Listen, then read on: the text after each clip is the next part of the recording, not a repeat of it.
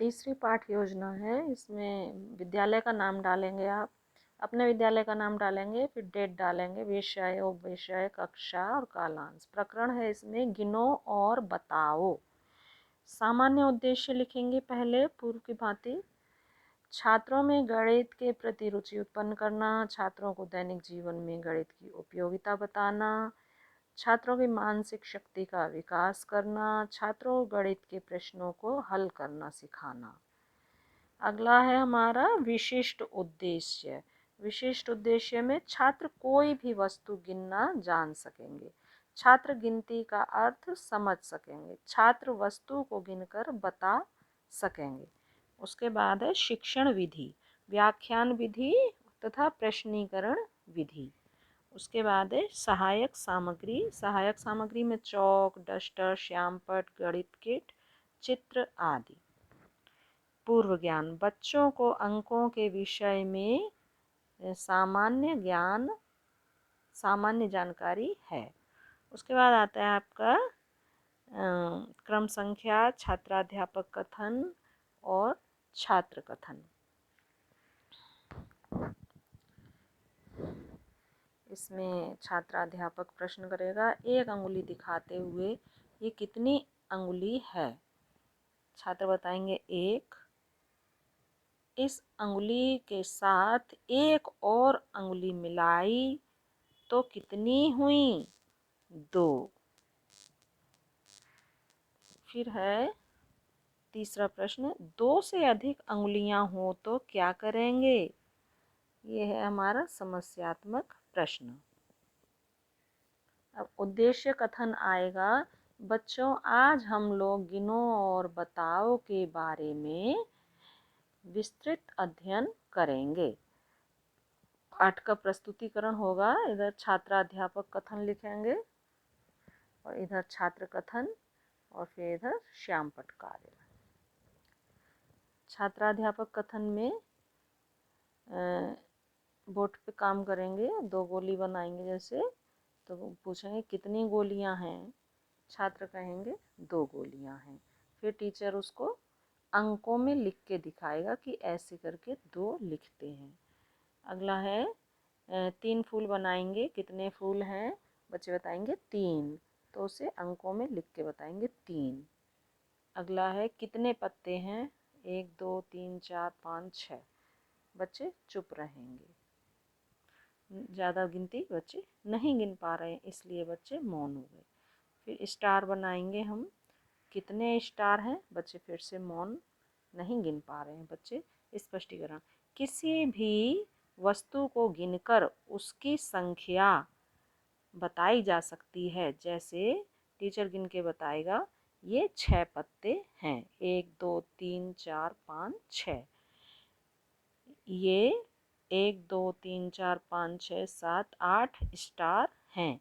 ऐसे ही गिनते हुए सभी संख्याओं को बताया जा सकता है। छात्र ध्यान पूर्वक सुनेंगे, 6 और 8 बोर्ड पे भी लिख के दिखाएंगे। इसके बाद आपका है बोधात्मक प्रश्न। स्टार पे, बोर्ड पे स्टार बनाएंगे, ये कितने स्टार हैं? बच्चे गिन के बताएंगे। दूसरा प्रश्न है गोली बनाएंगे, ये कितनी गोलियां हैं? बच्चे उन्हें गिन के बताएंगे। पुनरावृत्ति प्रश्न में भी गेंदें बनाएंगे, ये कितनी गेंद हैं? फिर पेंसिल बना दो बोर्ड पे आप, ये कितनी पेंसिल हैं? उसके बाद निरीक्षण कार्य होगा। जब छात्र श्यामपट्ट कार्य कर रहे थे तो छात्राध्यापक द्वारा कक्षा में घूम घूम कर निरीक्षण कार्य किया गया। नेक्स्ट है आपका गृह कार्य। बच्चों कल घर से अपने अपने गिलास कटोरी गिनकर आना। ये बच्चों को गृह कार्य दे दिया जाएगा कि किचन में तुम्हारे कितने गिलास हैं और कितनी कटोरियाँ हैं। ये आपका 3rd पाठ योजना पूरी हुई। अगली पाठ योजना है आपकी पाठ योजना 4। इसमें विद्यालय का नाम डालेंगे, अपने विद्यालय का नाम, फिर दिनांक, कक्षा, विषय, उपविषय और कालांश अवधि। प्रकरण है मेरा देश। सामान्य उद्देश्य है छात्रों में हिंदी विषय के प्रति रुचि उत्पन्न करना, छात्रों में शुद्ध व स्पष्ट हिंदी पढ़ने व लिखने की क्षमता का विकास करना, छात्रों के शब्द भंडार में वृद्धि करना, छात्रों को हिंदी भाषा के महत्व से परिचित कराना। विशिष्ट उद्देश्य है मेरा देश कविता के बारे में बताते हुए अपने देश के बारे में महत्वपूर्ण बातें बच्चों को बताना। सहायक सामग्री में चौक, डस्टर, चार्ट, मॉडल आदि। पूर्व ज्ञान, छात्र राष्ट्रीय ध्वज के रंग व उसके बारे में सामान्य जानकारी रखते हैं। प्रस्तावना, प्रस्तावना में क्रम संख्या, छात्राध्यापक कथन और छात्र कथन। पहला छात्राध्यापक कथन है, प्रश्न है 15 अगस्त व 26 जनवरी को क्या फहराते हैं? झंडा। 3 रंगों से बने झंडे को क्या कहते हैं? तिरंगा। तिरंगा झंडा किसका प्रतीक है? देश का। मेरा देश नामक कविता के बारे में आप क्या जानते हैं? समस्यात्मक प्रश्न। उद्देश्य कथन, बच्चों आज हम लोग मेरा देश कविता के बारे में विस्तृत अध्ययन करेंगे। प्रस्तुतिकरण, छात्राध्यापक कथन, आदर्श वाचन। आदर्श वाचन में छात्राध्यापक मेरा देश कविता का उचित हाव भाव व लय के साथ शुद्ध उच्चारण का ध्यान रखकर आदर्श वाचन करेंगे। अनुकरण वाचन में छात्राध्यापक एक पढ़े हुए पद्यांश को एक छात्र का पढ़ने के लिए कहेंगे। छात्राध्यापक पाठ के कठिन शब्दों को उच्चारण करेंगे और छात्रों को उच्चारण के लिए कहेंगे। छात्र कथन में छात्र ध्यानपूर्वक सुनेंगे, अन्य छात्र उसका अनुकरण करेंगे, छात्र कठिन शब्दों का उच्चारण करेंगे। बोधात्मक प्रश्न, बोधात्मक प्रश्न में सुंदर देश किसको कहा गया है? दूसरा है भारत देश के लोग किसको अपनी आँखों में बसाए हैं? फिर है पुनरावृत्ति प्रश्न, सोने चांदी वाला देश किसको कहा गया है? सौंधी मिट्टी किस देश की है? अगला है आपका श्यामपट्ट कार्य, छात्रों को कठिन शब्द अर्थ कॉपी में लिखवाए जाएंगे। निरीक्षण कार्य में जब छात्र श्यामपट्ट कार्य करेंगे तब छात्राध्यापक कक्षा में घूम घूम कर निरीक्षण करेंगे। गृह कार्य, बच्चों इस कविता को याद करके आना है। ये आपका अगला पाठ योजना पूरी हो जाएगी। पाठ योजना कंप्लीट होने के बाद अगला पॉइंट था इंडेक्स में निर्धारित विषय वस्तु। इसके बारे में अब है निर्धारित विषय वस्तु, आधारित और मूल विचार या किसी बात का मूल विषय वस्तु कहलाता है। दूसरे शब्दों में विषय वस्तु वह सामग्री है जिसे एक विषय के रूप में पढ़ाया जाता है। सर्वप्रथम शिक्षक द्वारा संपूर्ण पाठ में से एक इकाई को विषय वस्तु के रूप में निर्धारित किया जाता है, तत्पश्चात उस पर पाठ योजना का निर्माण किया जाता है।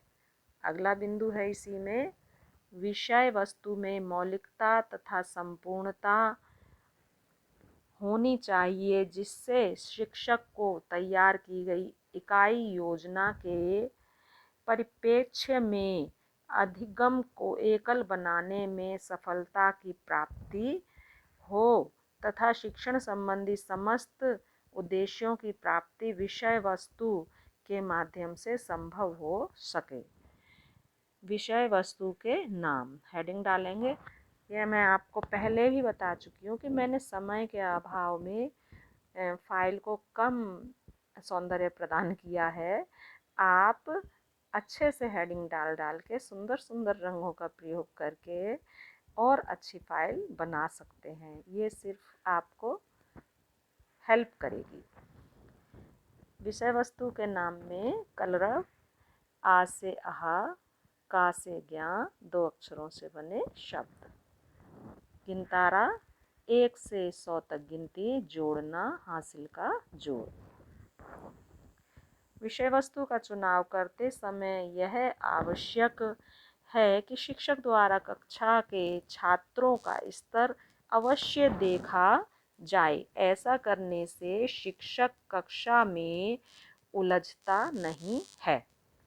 ये आपका निर्धारित विषय वस्तु कंप्लीट हो गया है। अगला बिंदु है आपका अवधारित शिक्षण विधि। अवधारित शिक्षण विधि में शिक्षण विधियों को अपनाकर ही समस्त शिक्षण प्रशिक्षण कार्य संपन्न किए जाते हैं। यदि शिक्षण विधि रुचिकर, सरल एवं प्रभावपूर्ण होगी तो बच्चे रुचिपूर्वक ज्ञान अर्जन कर पाएंगे। कथा कहानियों का समावेश कब और कैसे कहाँ करना है, यह भी महत्वपूर्ण क्रिया है। इसे उपयुक्त शिक्षण अपनाकर प्रयोग किया जा सकता है। इसे उपयुक्त शिक्षण विधि अपनाकर प्रयोग किया जा सकता है। प्रयुक्त शिक्षण विधि में शिक्षक किस प्रकार से विषय वस्तु को छात्रों के सम्मुख प्रस्तुत करता है, वही शिक्षण विधि कहलाती है।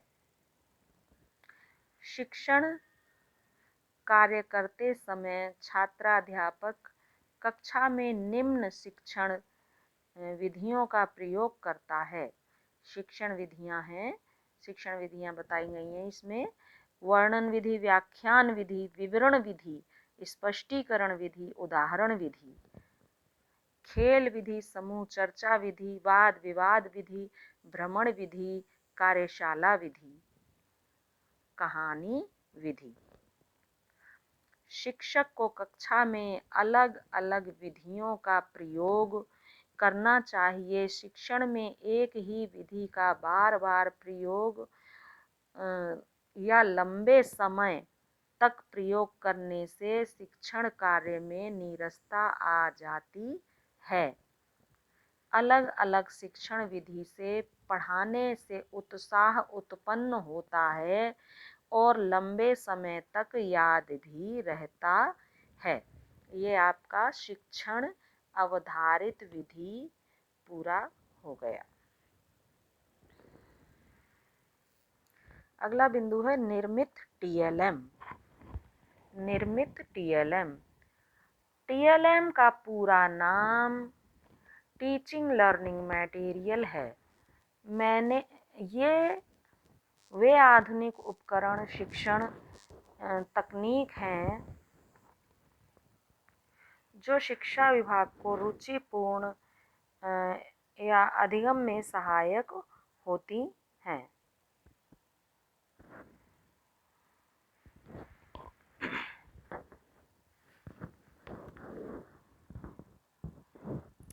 यह परंपरागत शिक्षण से कहीं अधिक उत्तम रूप में सामने आई है, जिससे शिक्षण की गति में परिवर्तन व अधिगम स्तर में वृद्धि महसूस की गई है। टीएलएम को 3 भागों में बांटा है: दृश्य सामग्री, दृश्य श्रव्य सामग्री, श्रव्य सामग्री। दृश्य सामग्री में श्यामपट, चित्र, रेखा चित्र, चार्ट, कार्डबोर्ड, सूचना बोर्ड, पोस्टर, बिग बुक। श्रव्य सामग्री में रेडियो, कैसेट, ग्रामोफोन, शिक्षक वाचन, सीडी। दृश्य श्रव्य सामग्री में film, television, projector, video clip, mobile phone आदि। यह आगे है शिक्षण में टीएलएम की आवश्यकता। तो आवश्यकता क्यों पड़ी शिक्षण में टीएलएम की, वो हमें बताना है। नंबर 1 है पाठ्य योजना की महत्ता बढ़ जाती है। दूसरा है विषय वस्तु सरल, प्रभावशाली तथा रुचिकर हो जाती है। तीसरा है पाठ रोचक व आकर्षक हो जाता है। चौथा है, इससे छात्रों में निरीक्षण, परीक्षण व तुलना करने की शक्ति का विकास होता है। अगला है, इसके उपयोग से ज्ञानेंद्रियों को प्रेरणा मिलती है। उसके बाद है, ज्ञान मस्तिष्क में स्थायी हो जाता है। उसके बाद है, कक्षा में सजीवता व क्रियाशीलता बनी रहती है। ऐसे करके आपका ये TLM वाला पॉइंट समाप्त। इसके बाद है मूल्यांकन प्रपत्र। मूल्यांकन प्रपत्र। मूल्यांकन एक व्यापक एवं उद्देश्य केंद्रित प्रक्रिया है। शिक्षा के क्षेत्र में इस प्रक्रिया का सर्वप्रमुख कार्य उद्देश्य केंद्रित दृष्टिकोण विकसित कर शिक्षा उद्देश्यपरक बनाना है। मूल्यांकन प्रक्रिया के आधार पर छात्राध्यापक छात्रों के पूर्ण व्यवहार को मापने में सफल हो जाते हैं। साथ ही बच्चे में क्या सुधार करने हैं यह भी आसानी से पता चल जाता है।